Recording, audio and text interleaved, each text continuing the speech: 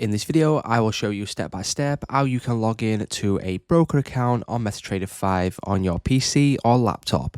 So what we first of all need is we need our login details, which will be on your dashboard or sent to you via email by your chosen broker or prop firm. Now, once we have got those details, what we can do now is go to File in the top left-hand corner.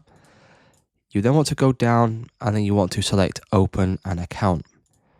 So once we select open an account, you can then go ahead and search for your company. So for example, IC Markets, click on find your company. That will then find your company from this list.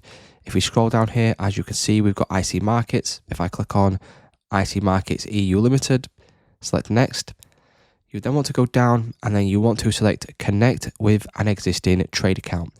And here is where you can now click on And here is where you can now enter in your login details, your login, your password, and then you want to make sure that you choose the correct server. So as you can see, there is different servers here. Click on the correct one that your broker does provide you, and then you can then click on finish. And then once we select finish, that will then log you in to that trade account on Metatrader 5.